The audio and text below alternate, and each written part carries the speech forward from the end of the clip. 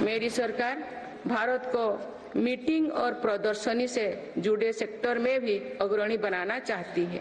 इसके लिए भारत मंडपम और यशोभूमि जैसा इंफ्रास्ट्रक्चर बनाया जा रहा है।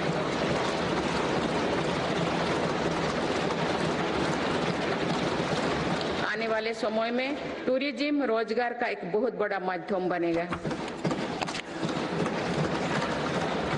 माननीय सदस्यगण, देश की युवा शक्ति को कौशल और रोजगार से जोड़ने के लिए हम स्पोर्ट्स इकोनॉमी को मजबूत कर रहे हैं। मेरी सरकार ने खेलों और खिलाड़ियों को अभूतपूर्व मदद दी है। आज भारत एक बहुत बड़ी खेल शक्ति बनने की ओर अग्रसर हो रहे हैं।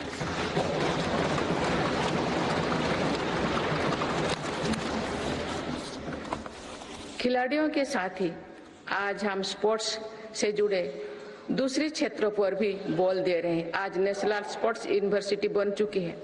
देश में हमने दर्जनों सेंटर ऑफ एक्सीलेंस बनाए हैं।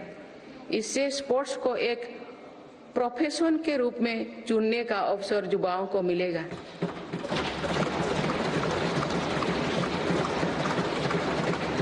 खेल उपकरण से जुड़ी इंडस्ट्री को भी हर प्रकार की मदद दी जा रही है। बीते 10 वर्षों में भारत ने अनेक खेलों से जुड़े इंटरनेशनल स्पोर्ट्स इवेंट्स का शानदार आयोजन किया। देश के युवाओं में कर्तव्यबोध और सेवा भाव का विस्तार करने के लिए मेरा युवा भारत संगठन बनाया गया है।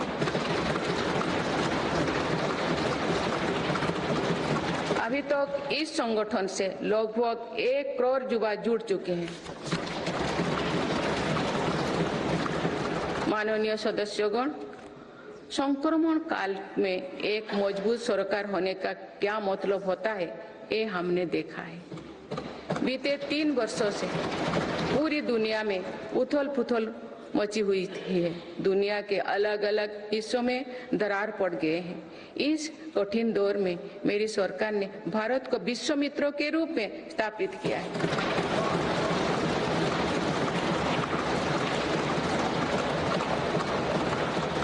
विश्व मित्रों की भूमिका के कारण ही आज हम ग्लोबल साउथ की आवाज बन पाए हैं। बीते 10 वर्षों में एक और पुरानी सोच को बदला गया है। पहले डिप्लोमेसी से जुड़े कार्यक्रम को दिल्ली के गलियारे तक ही सीमित रखा जाता था। मेरी सरकार ने इसमें भी जनता की सीधी भागीदारी सुनिश्चित की है। इसका एक बेहतरीन उदाहरण भारत द्वारा G20 अध्यक्षता के दौरान देखा गया है।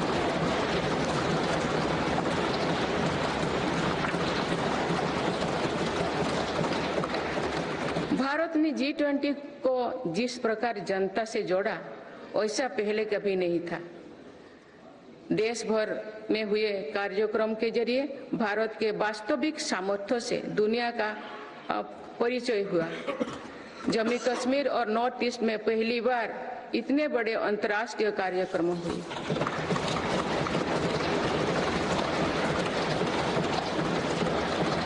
पूरी दुनिया ने भारत में हुए ऐतिहासिक G20 सम्मेलन की प्रशंसा की। ऐसे बंटे हुए माहौलों में भी एक मत से दिल्ली घोषणा पत्र जारी होना ऐतिहासिक है। वुमेन लेड डेवलपमेंट से लेकर पर्यावरण के मुद्दों पर भारत का विजन दिल्ली घोषणा पत्र की नींव बना। हमारे प्रयासों से G20 में अफ्रीकन यूनियन के स्थायी सदस्यता को भी सराहा गया है। इसी सम्मेलन के दौरान Bharat middle east Europe corridor के निर्माण की घोषणा हुई है। ये कॉरिडोर भारत के सामुद्रिक सामर्थ्य को और सशक्त करेगा। ग्लोबल बायोफ्यूल अलायंस का लॉन्च होना भी बहुत बड़ी घटना है। इस प्रकार के कदम वैश्विक समस्याओं के समाधान में भारत की भूमिका का विस्तार कर रहे हैं।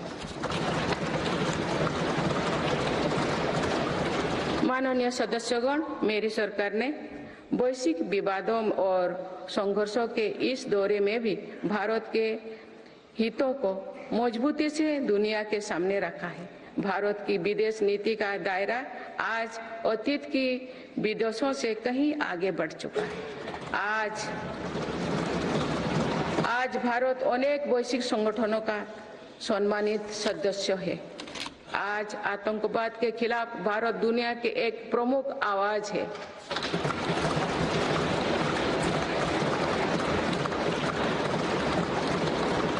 भारत आज संकट में फंसी मानवता की मदद के लिए मजबूती से पहल करता है।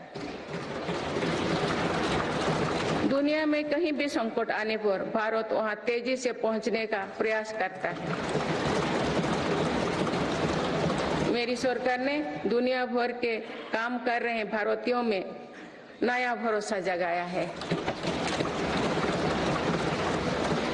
ऑपरेशनल गंगा, ऑपरेशनल कावेरी और वंदे भारत जैसे अभियान चलाकर जहां जहां संकट आया वहां से हर भारतीयों को हम तेजी से सुरक्षित वापस लेकर आए।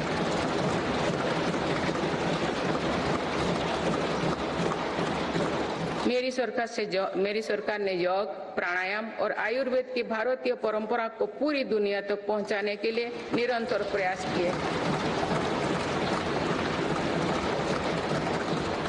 पिछले वर्ष संयुक्त राष्ट्र संघ के मुख्यालय में 135 देशों की प्रतिनिधित्व ने एक साथ योग किया।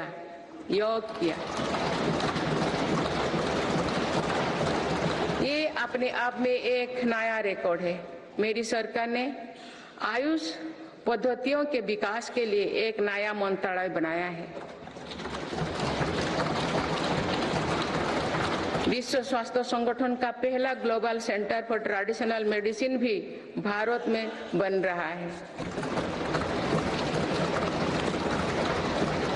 माननीय सदस्यगण, सभ्यताओं के कालखंड में ऐसे पड़ाव आते हैं जो सदियों का भविष्य तय करते हैं। भारत के इतिहास में भी ऐसे अनेक पड़ाव आए। इस वर्ष 22 जनवरी को भी देश ऐसे ही एक पड़ाव का साक्षी बना है।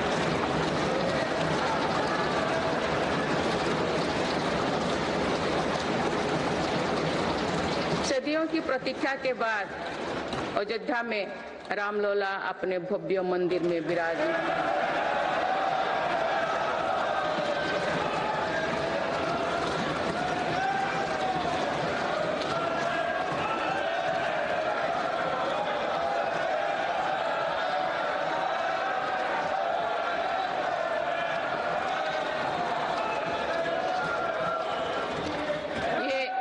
ये करोड़ों देशवासियों की इच्छा और आस्था का प्रश्न था, जिसका उत्तर देश ने पूरे सद्भाव के साथ खोजा है।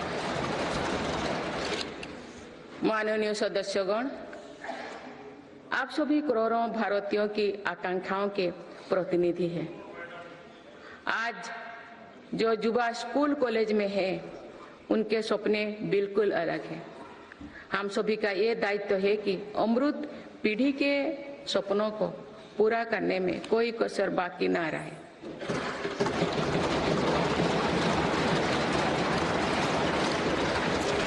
विकसित भारत हमारी अमृत पीढ़ी के सपनों को साकार करेगा।